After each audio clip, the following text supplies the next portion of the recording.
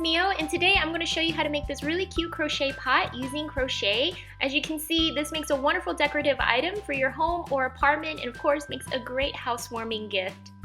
This is a fairly easy tutorial for those of you guys who already know how to crochet, and those of you guys who are new to crocheting, I try my best to go through each of the steps very quickly so that you can follow along.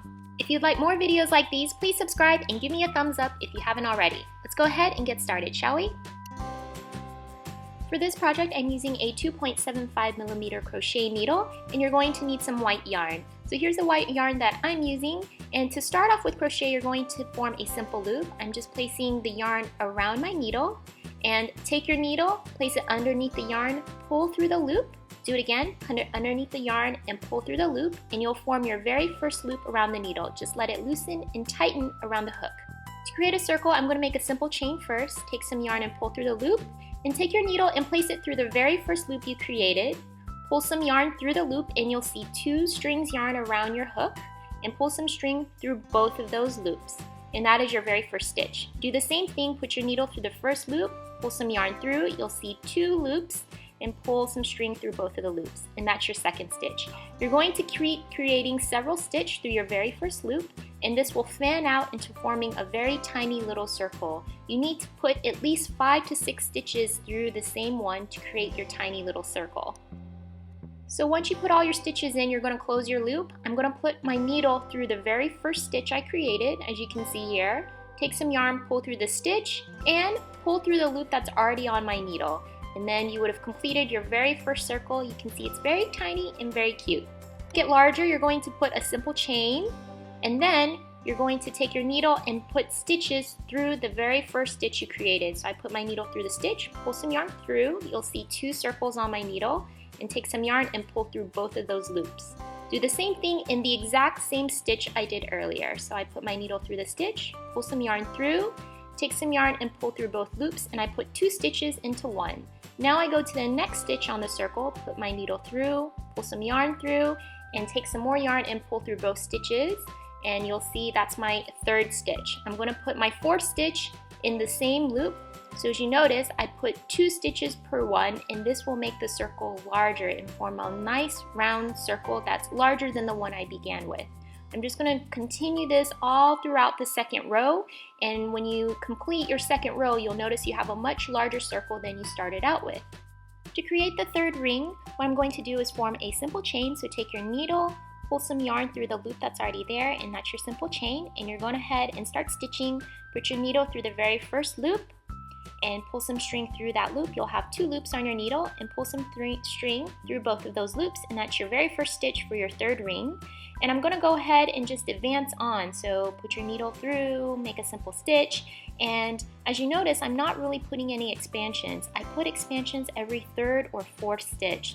So this is what my 3rd ring looks like. I'm going to go ahead and close it up. Just put my needle through the last one, pull some strings through it, and pull through a loop, and my 3rd ring is complete. You're going to need at least 5 to 6 rings in order to fit this tiny little pot that I bought at my local craft store. You need it to make sure that it's large enough that it fits the widest part of your actual pot. So if you have a larger pot, of course you need more rings. Now to start making it curve upward, I'm going to go ahead and put in some simple stitches, but for this row there are no expansions. So as you can see here, each stitch has only 1 stitch correlated with it. There's no doubles or triples into stitch, and by doing this, it will start making a slight curvature up along the wall, as you can see here. Go ahead and crochet away. Just make sure you check intermittently to make sure your pot still fits inside. As you can see, the rim of my crochet piece is larger than the rim of the pot, and I want it to fit snugly. So what I'm going to do is start skipping a few stitches to make it go up a little bit tighter around. So what I'm going to do is do a simple stitch like you see here, except instead of closing it and pulling string through the 2 loops, I'm going to go to the next stitch, put my needle through it, and you'll see 3 loops on my needle, and pull string through all 3 loops. And that is how you skip a stitch, and now you can just do your regular stitches. I'm going to do at least 4 to 5 regular stitches before I do my next skip. So let's repeat this skip. So I'm going to put my needle through my first stitch. I have 2 loops on my needle. Go through the next one, and I put 3 loops on my needle and pull string all through 3 loops, and that is how I skip a stitch. As you noticed before, I used to just flat out skip a stitch, and sometimes it leaves a little slight gap, and I've come to realize if I do it this way, there's no gap in my actual project itself. As you can see, now that I put my pot through, it actually fits much more snugly, and it has like this nice fanning out effect where the bottom is much wider than the top. Since my pot is really tiny on the very bottom, I'm going to use some stuffing and put it inside my crocheted pot so that it would help fan out and it won't leave little indentations along my character before I put my pot inside my little crochet pot.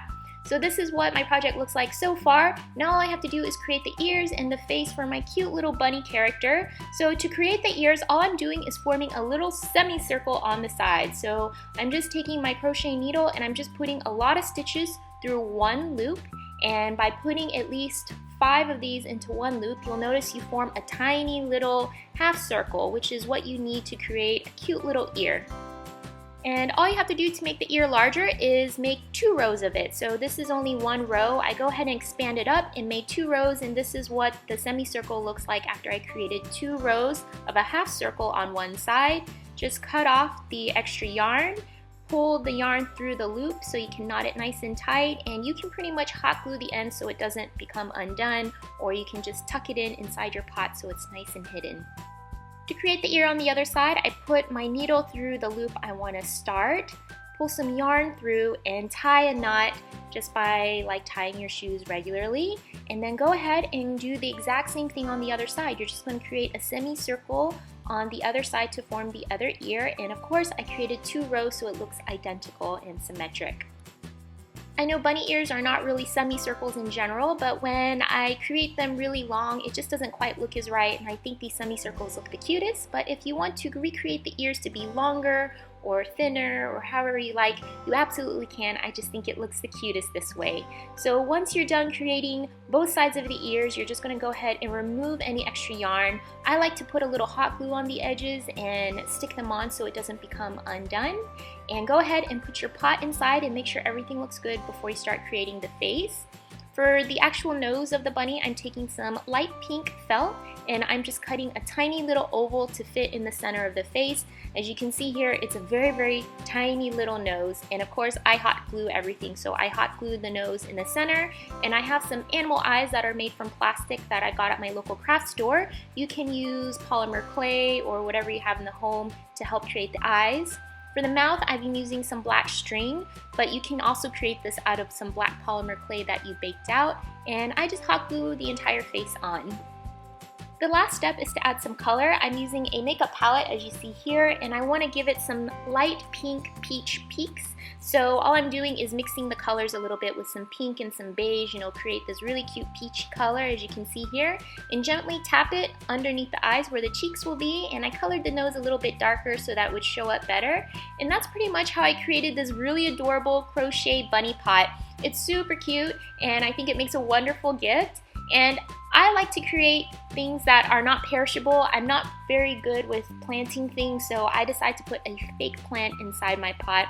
I bought some leaves from my local craft store, and I went ahead and just cut them into small pieces and put them in my cute little pot. If you want to create a real plant and pot a real potted plant inside, you can, but keep in mind that this is yarn and it will get wet, so you don't want it to get mold and stuff like that. So that's pretty much how I created this really adorable character. I hope you guys enjoy this tutorial. For more like these, please subscribe and give me a thumbs up if you haven't already. And of course, check out my Instagram and Twitter for more frequent updates of tutorials that are to come.